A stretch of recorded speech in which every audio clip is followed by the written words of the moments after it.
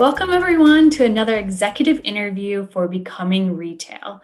This is a content series that looks into the hearts and minds of leaders as they undergo digital transformation. And I am super excited to have Lockie Andrews joining me today. She is the Chief Information Officer and Chief Digital Officer of Untuckit. Plus, she's been a consultant in the industry with a lot of experience. Lockie, thank you so much for joining me today. Yes, thank you so much for having me. I'm super excited. So let's dive on in. What was your starting point in the retail industry? Yes, my career has actually been quite broad, and I actually didn't start off in retail. I started off on Wall Street. And so, being an investment banker, focusing on finance and data and analytics, I decided very early on that I did not want that to be my full-time career. And after working on a couple retail engagements and offerings, I decided to try the retailing industry. And I got fortunate when I went back to business school, Harvard Business School. I had an internship with Domenico De Sole and Tom Ford in London in a townhouse. And Domenico, as a mentor that summer, who was a tax attorney before becoming the CEO of the Gucci Group, told me that if you can commercialize retail, if you understand how to take creativity and bring that business mindset, there was absolutely a place for people like myself. And so I spent my career, of course, following the, the great insights of Domenico, and he was 100% correct. I learned everything about retail working at a startup, running really fast for 5.5 years at babystyle.com. That was back in the day of clicks and bricks and .com 1.0. So from there, I understood the benefit. On our board was Ron Johnson, who at that time was at Apple. And in presenting the opportunity for us to go omni-channel, he revealed that Apple was going omni-channel as well. Just having an online presence wasn't enough. And so that's really where I started to understand the beauty of omni-channel. Unfortunately, that meant for many retailers, the omni-channel digital transformation that's required to achieve it. And I spent my career, in effect, after that being an operator, but then moving into the consulting side because I understood, at least at that time, that technology had a lot of opportunity to help improve the retailing industry based on what I saw and learned at Baby Style. And so as Chief Operating Officer of Tadashi, I got my chance. Really, that was the first time I had an opportunity to understand how to drive an organization to a new place. We went through a remarketing, which was incredibly successful. And the venture capitalists and private equity teams came knocking because they wanted me, in effect, to do exactly what I had done both at Baby Style and at Tadashi in their portfolio. And that really started the consulting side of my career. I'm split evenly between being a consultant as well as being a retail operator. And for the last 13 years, through Catalyst Consulting, I've been advising amazing companies on their digital transformations. And that's what ultimately took me to Untuckit. That is an incredible career, and I'm super jealous about working in London at a townhouse. Gonna file that away for a transfer, maybe as inspiration. It's possible. It's all possible. And just listening to all of your experiences, you've really seen and advised on many aspects of digital transformation, which is a big word, or phrase, I should say, and probably overused. So I'd love to get your thoughts on what digital transformation means to you and has it changed as you've gone through your career? That's a great question. And yes, it has. Even in this short amount of time that I've been working over a course of a 25-year career, I look at it in stages. That first decade, digital transformation was mostly about the technology. And in the transformation trilogy of people, process, and technology, we spent a lot of time working on custom solutions that were not perfected for full release. And so a lot of it was painstakingly working with the engineers and working with the platforms to help them understand what our business was and why certain technologies weren't delivering up to what was required at that point in time. Fast forward to this current decade, the technologists, the software teams, they got it right. Salesforce has figured out how to deploy amazing solutions. And even more brilliantly, figuring out how to modularize these particular aspects from a vertical perspective. So you can bolt on a specific offering for retail, for healthcare, for finance. That's enabled us to run so much faster and have almost purpose built platforms at very attractive costs. But that then shifted the focus. It was less on the technology. That's pretty easy to do now. The hard part is the people and the process. It's incredibly hard and unfortunately slow. And that right now is the most important piece where I definitely think a lot of companies have fallen down. But those are, as you said, digital transformation is a very big concept. It means different things to different companies at different maturity levels and different industries. But figuring out what it means for your particular company along that trilogy of people, process, and technology is really where it's at. That's brilliant. You've seen so much change. We agree with you here at Becoming Retail. The thesis is that digital transformation is led by humans and not Mhm. machines. And it is a complicated aspect. How do you approach inspiring people to undergo digital transformation? Yeah, it is. It's back to the human element. I found from that split career between consulting as well as being an operator that the best thing to do in all situations, whether it's transformation or simple growth strategies, is to figure out what will benefit the individual. And it changes depending on department, depending on the person.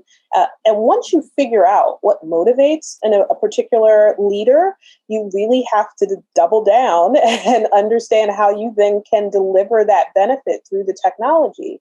And so that interpretation is how it's worked at Untuckit.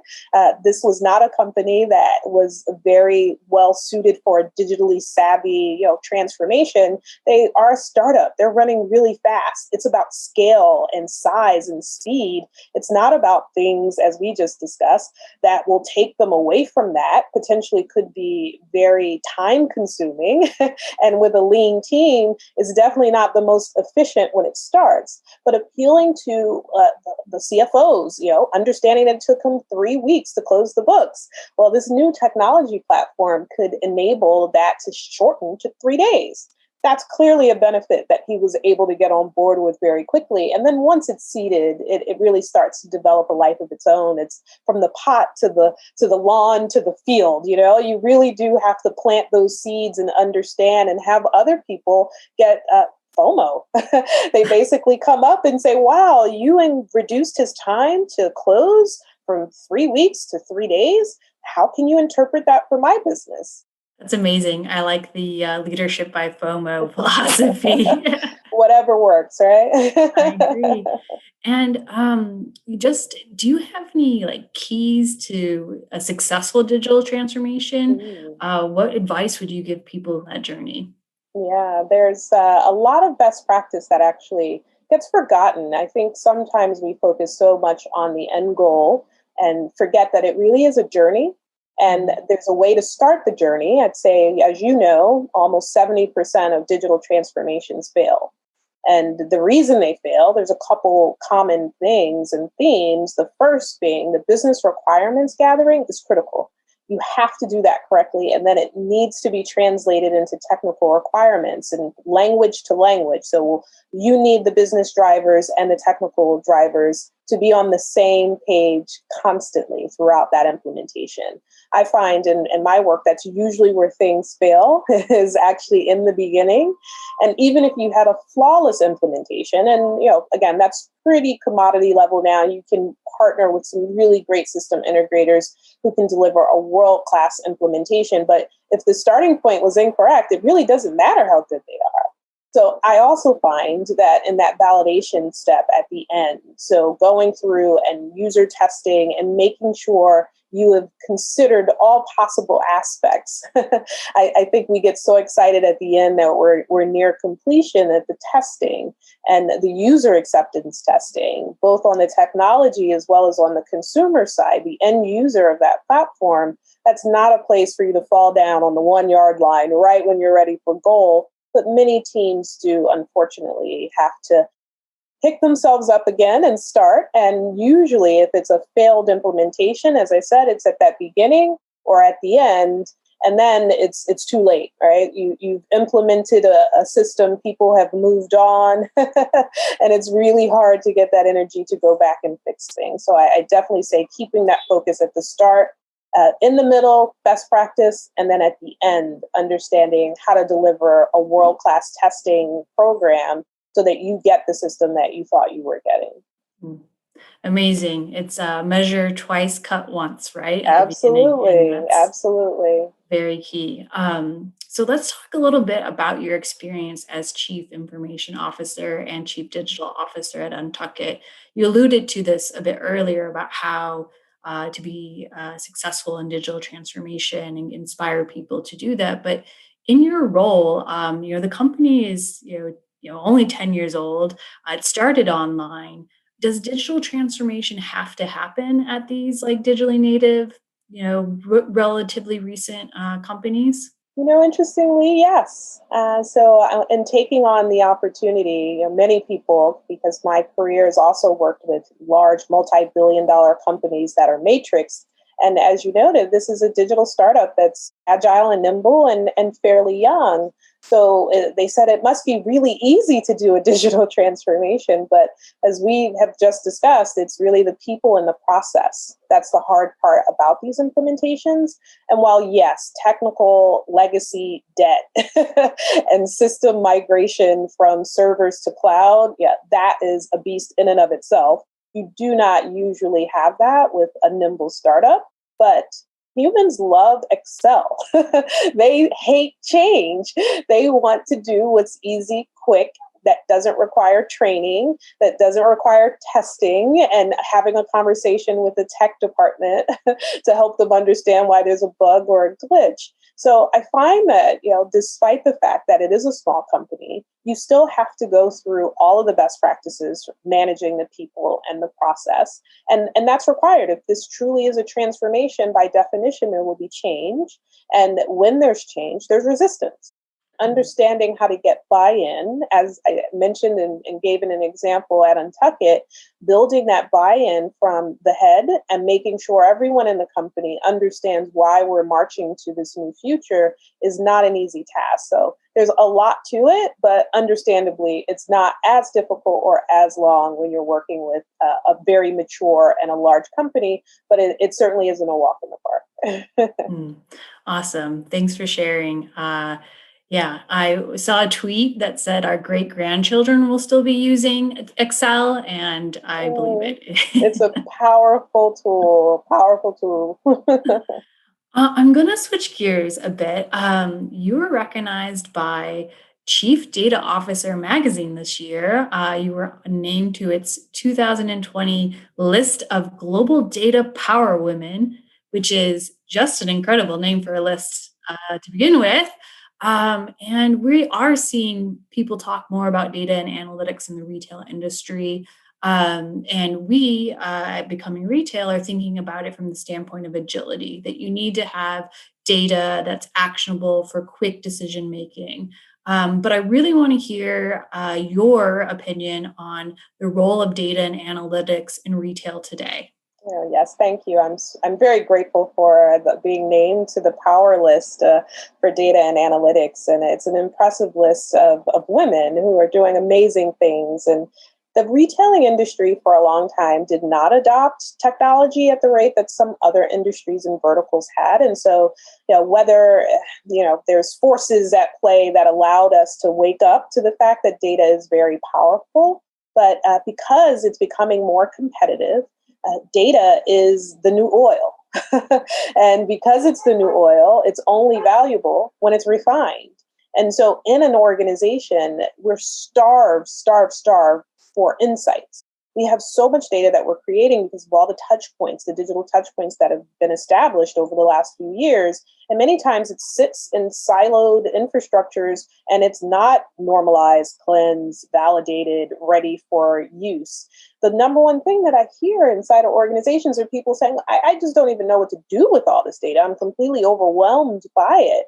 The opportunity, of course, is to be smarter and to be quicker, getting to speed to insight so that you understand, particularly from a marketing perspective, if a campaign is running, having the insights to not let it run for 6 months to figure out whether or not it was successful. In today's rate of change, you have to understand that within hours, within days. And so data can be your ally to help you understand what's working from a campaign effectiveness perspective, but also who are your customers and how do you find them and acquire them and retain them?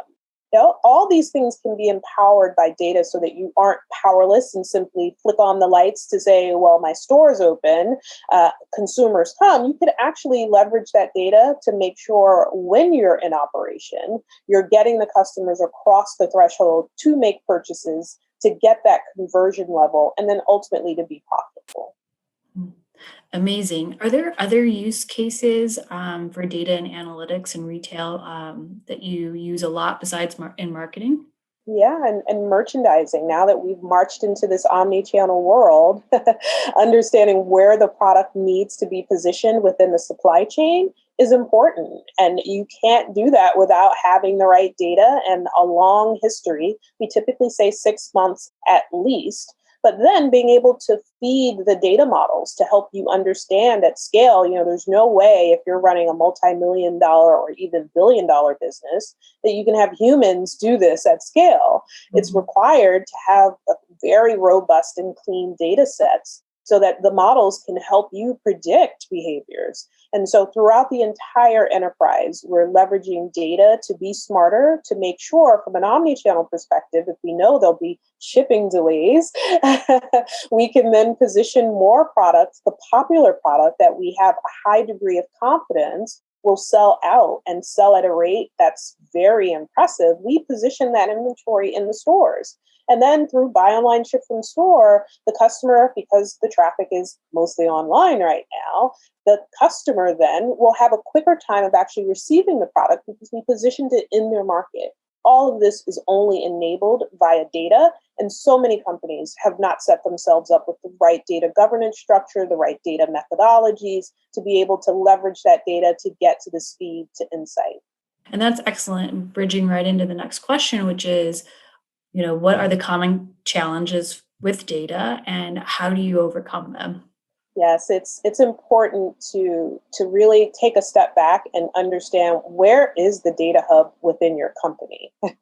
There has to be a group, an individual, and that's partly why I assumed the chief information officer title. I started off as chief digital officer, but it became very clear to me that in order for us to be successful, to not have to overspend in marketing, which we know puts many digitally native companies out of business, that we needed to leverage the data in whatever way we could to have it be our advantage. And so establishing a single hub where we get to 360-degree view of customer, which is all about data, right? It's data wrangling that informs you and your marketing team and your designers on who your customers are. In order to get to the segmentation, you need to understand attributes about your products and how they're selling and performing. Having all of that information in a data repository, we chose Snowflake as our partner, and it's been phenomenal. I had to brush up on my SQL coding because it was important to have the ability to answer questions that the team had about our customer base and transactions, and putting all of it into a database that was accessible by us and didn't require us to go outside of our four walls was very important. So it's been critical to have the data in a singular place with someone as a data owner. And now that infrastructure has been set up, and I would absolutely advise all companies, even outside of retail, to start there first and then to build on that foundation as they march towards digital transformation. Mm, perfect. This is great advice. I really appreciate it and I'm learning so much. Did the data and having access to it in that manner help you during the height of the pandemic? Yes, it was critical to understand what was happening. We all felt so powerless during the time because we had never experienced anything like this. The data models didn't know what was happening. All of a sudden, stores were shut and all of the traffic was online. We were finding that, wow, we have a lot of new customers who are finding us online from a personalization perspective, putting them through the right funnels since they're new customers. Well, our shirts are all about fit. Having the perfect untucked shirt, you may not understand that when you're online. When you're in store, you get that pretty quickly. So we had to hustle, as many startups do, to make sure we had the right experience online, knowing that many customers who had never shopped us online are now embarking on that journey. And so it was really exciting, Mhm. but it was also very scary because we had built this new pipeline. And fortunately, we did all of the throughput testing and all the things that are imperative to do when you're in technology. But there were new insights that were being garnered day by day. So we actually stopped looking at LY last year. We then started looking at week to week, sometimes even day to day as conditions changed and markets shut or open. So we needed to become even more agile, and the data was able to inform us through it. But ultimately, it all the models needed to be restarted with a new understanding that this is not something that we've seen before. Therefore, we'll have to figure out how to take it in the future. And a lot of it was just relying on gut and instinct. But fortunately, we have a lot of that being a founder led company. And, unfortunately, we can't have a conversation about retail without discussing the pandemic. So I'd like to get your thoughts on what do you think like the long-term impact will be on the retail industry given the pandemic this year? Yes, there was so much acceleration of digital transformation during COVID. And I'm sure you've seen that a lot of the winners had started their digital transformations decades ago. And there's a reason for that. All the things we just talked about of establishing the right foundation and infrastructure for not only technology, but again, the people in the process, but also the data analytics and governance structures. Those companies that had thought about it, had invested in it, had it successfully succeeded, were the ones to come through. And yes, with a little bit of luck, if they had loungewear or baking products, they were able to do even better. But you can control your destiny by being ready for any of these exogenous factors that may happen to you. But you first need to invest in the digital transformation technologies and to adapt your mindset, right? There are great examples of companies pivoting on a dime. Best Buy turning to curbside in 3 days. Well, we know they've spent billions of dollars on their infrastructure to get to a point where buy online, pick up in store or buy online, ship from store is something that had already been in play. So bolting on that capability was very easy for them. At Untuckit, I wish we had in our roadmap been able to deliver buy online, ship from store before COVID. We didn't. We were scheduled to do that a little bit later, right before we closed. But as soon as the doors opened, we made sure that was the first thing we delivered. And so, of course, contactless environments, that was very easy to spin up. But buy online, ship from store required an integrated website as well as a mobile POS. So Mhm. all of that needed to be done. And fortunately, we were already on that journey and therefore probably were better positioned than other companies that had not started that digital transformation before COVID. Amazing. And on a more personal level, what has the pandemic taught you about yourself as a leader? Ah, yes, it was a scary time, and we're located in Soho, and I live in Brooklyn, and so being in the epicenter in the U.S. once COVID really started to take hold, I found myself being very calm. A lot of course, is necessary. There's fear, and not to say I didn't have that, but it manifests itself in different ways with different people. Mhm. And knowing that we didn't have control of the situation and we were constantly trying to learn, turning to sources to try to understand and predict what would happen. When would we need to close stores? How would we react? I become very planful, if that were a word, about looking towards the future and reacting in appropriate ways and not losing my cool, not losing my head, and making sure the team is methodical because we've seen the playbook of how to respond to a crisis. It's just that this crisis is new. And so sticking to the game plan of making sure our sales associates were safe and that we had thought through anything that we could within our own power was important. And then, I was really proud of my team of just being able to be that level-headed group where people needed things, we had answers, and if we didn't have answers, we were able to get back to people very quickly. So again, coming back to the human elements of business and making sure, yes, the technology is there, but we're the ones driving the technology, and that's never going to go away. So making sure we are bringing forth the best of our human natures into these situations was really important. That's awesome. Thank you so much for sharing that experience. Yeah. I appreciate it, and I think a lot of people will learn from it and probably relate to it. So I'm going to end on our favorite question here at Becoming Retail, which is, if you had one word to describe the retail industry, what would it be? My word will be dynamic. I think retail, because of all the forces, the consumer mindset, understanding who they are, they're changing constantly with millennials and individuals adopting new technologies, and then exogenous factors in supply chains, which have been there for forever, but are changing as well. Retailers, whether rightly or wrongly, need to respond to all of these factors very quickly. And don't count retail out. It will innovate and come back in new and exciting ways. And I think some of the behaviors that have been adopted during COVID will be longstanding. So I think dynamism is something that really encapsulates the best retailers. Excellent. That's the word I chose too. And then I tried to Oh, pronounce dynamism. And I still can't do it. So I settled for dynamic. there you go.